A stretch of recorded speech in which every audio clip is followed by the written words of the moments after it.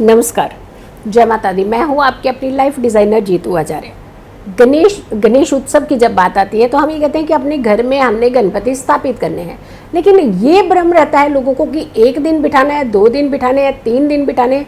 ये कितने दिन हमें चुनाव करना चाहिए जब गणपति स्थापना हम अपने घर में कर सकते हैं, हम आपको पूरी जानकारी देंगे। लेकिन साथ के साथ एक चीज़ का ध्यान रखिए, जब भी हम अपने घर में गणपति की स्थापना करते हैं तो हमें रूटीन का खास करके ध्यान रखना है।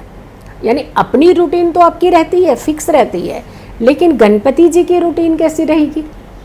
भाई आपके घर में गणपति आए हैं, उनकी धूम तो आपने चारों दिशाओं में मचा रखी है कि रिश्तेदारों को बुलाया है, फ्रेंड सर्कल को बुलाते हैं, हर कोई आपके घर में आता है, लेकिन आपने गणपति जी की रूटीन क्या सेट की है? गणपति जी को कौन सी रूटीन पसंद आएगी आपकी? हम बताएंगे, आपको बहुत अच्छे से बारीकी से बताएंगे। भाई देखिए, अगर आपको खाना पसंद है तो आपको सोना भी उतना ही पसंद है, आपको जागना भी उतना ही पसंद है, कार्य करना भी उतना ही पसंद है, भक्ति भी उतनी ही पसंद है। अब गणपति जो है वो बड़े नटखट हैं, बहुत ही शरारती हैं, पर वो बहुत बैलेंस्ड भी हैं। यानी हर चीज़ अगर आप बैलेंस करके करेंगे तो आपको बड़ी जल्दी लाभ भी देते हैं। चलिए सबसे पहले ये देखते हैं कि गणपति जी की रूटीन कैसे बनाएं, क्या करें सुबह से लेकर रात्रि तक, और कितने दिन बिठाने चाहिए गणपति, ये हम इंफॉर्मेशन भी बस थोड़ी ही देर में आपको देने वाले हैं। सबसे पहले आप ये देखिए कि गणपति जी की जो रूटीन है वो कैसे बनानी है। सुबह सुबह आप उठते हैं ना, नहाते धोते हैं डेफिनेटली, लेकिन आपने गणपति जब बिठाए हैं तो उनको एक ही वस्त्र डाले हैं। वो जितने दिन भी आप बिठाएं, चाहे 2 दिन, 3 दिन, 4 दिन, 5 दिन, 7 दिन, जो भी बिठा रहे हैं आप उनको सेम ही वस्त्र रखते हैं, उनके वस्त्र ही नहीं चेंज हो रहे। आप रहते हैं गंदे वस्त्र में, नहीं रहते हैं ना, तो ऐसे ही उनके डेली वस्त्र चेंज कीजिए। उनका अंग वस्त्र जो उन्हें आपने गमछा पहनाया होता है वो ज़रूर चेंज कीजिए।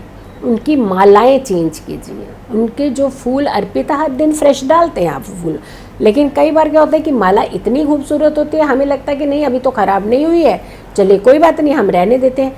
क्या हम जूठन खाते हैं क्या?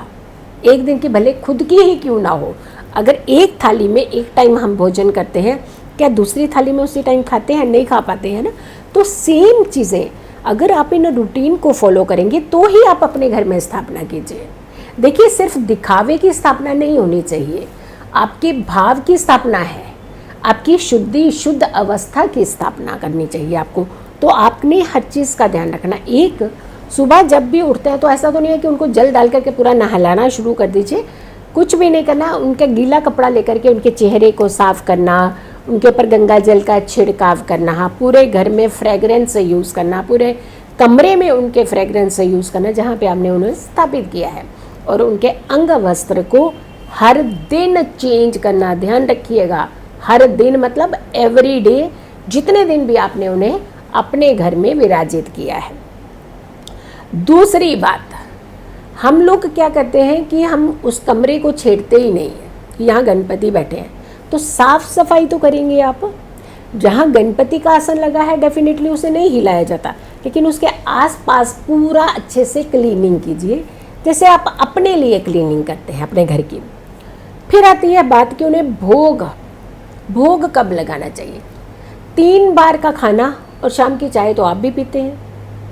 बहुत सारे लोगों को तो ऐसी लत होती है चाय की कि रह ही नहीं सकते उसके बिना। ऐसे लगता है कि उनका दिन का खाना मिस कर दो, चाय मत मिस करना।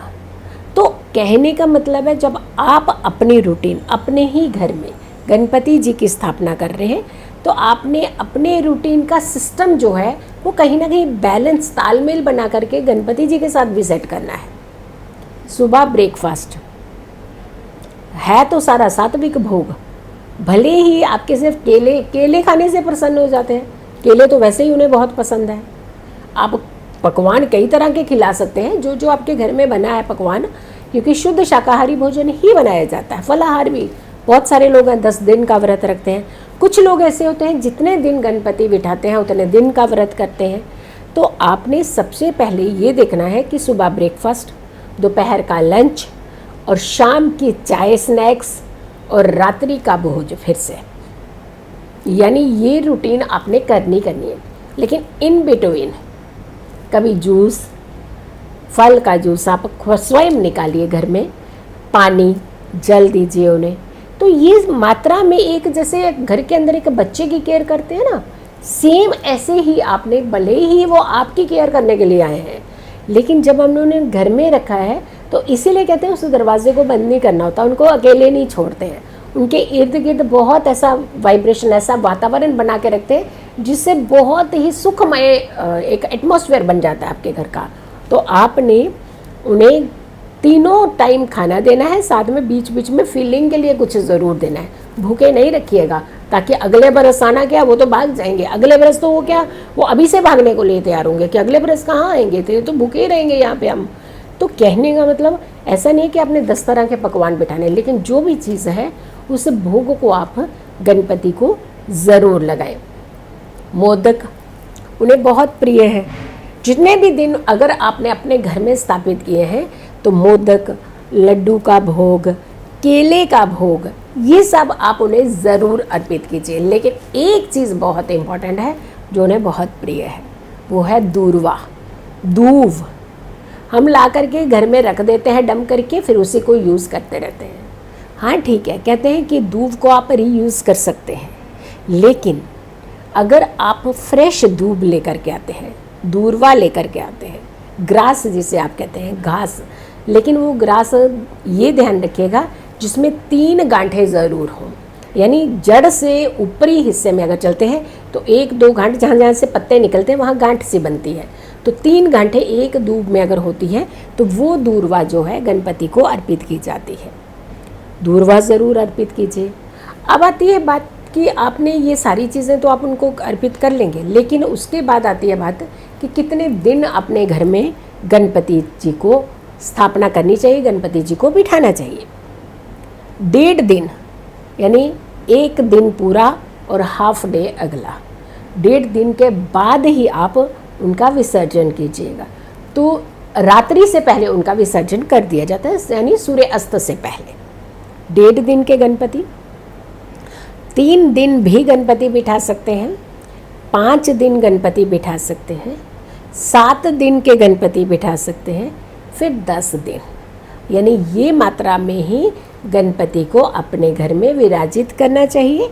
उन्हें अपने घर का एक मुख्य स्थान देना चाहिए ताकि आपका पूरा घर पवित्र हो सके, आपका पूरा घर का वातावरण एकदम शुद्ध हो सके, आपके घर में पॉजिटिव वाइब्रेशंस हो, आपका घर सुखमय हो, आपके घर में समृद्धि हो, बरकत हो, धन हो, खुशियाँ हो। तो गणपति जी को जो बिठाने का है तरीका, वो आपने डेज का चुनाव फिर से हम रिपीट कर देते हैं। 1.5 दिन, 3 दिन, 5 दिन, 7 दिन या फिर 10 दिन, ये आप गणपति जी को अपने घर में विराजित कर सकते हैं, अपने घर में उन्हें स्थापित कर सकते हैं। लेकिन बहुत सारी वीडियो इको फ्रेंडली की हम हमेशा बात करते हैं कि अगर आप अपने घर में गणपति जी विराजित करना चाह रहे हैं, बिठा रहे हैं, तो इको फ्रेंडली ही गणपति का चुनाव आप कीजिए, वो बहुत शुभ रहेगा। लेकिन आपके लिए एक और डाउट होता है कि हम कौन से वाले गणपति बिठाएं, तो मेरी जो वीडियो है सूंड की बात करते हैं, ट्रंक की बात करते हैं कि कौन सी सूंड वाले सबसे ज़्यादा शुभ रहेंगे, तो मेरी वीडियो है कि दाईं सूंड रखें या बाईं सूंड, इसके ऊपर वीडियो है।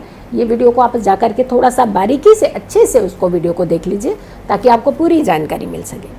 मेरी इस वीडियो को ज़्यादा से ज़्यादा लोगों तक ज़रूर शेयर कीजिएगा। अगर आप लोगों ने अभी तक मेरे चैनल को सब्सक्राइब नहीं किया है, ज़रूर कीजिएगा, वीडियो शेयर कीजिएगा और मेरी आने वाली हर वीडियो का इंतज़ार करें। तब तक के लिए नमस्कार।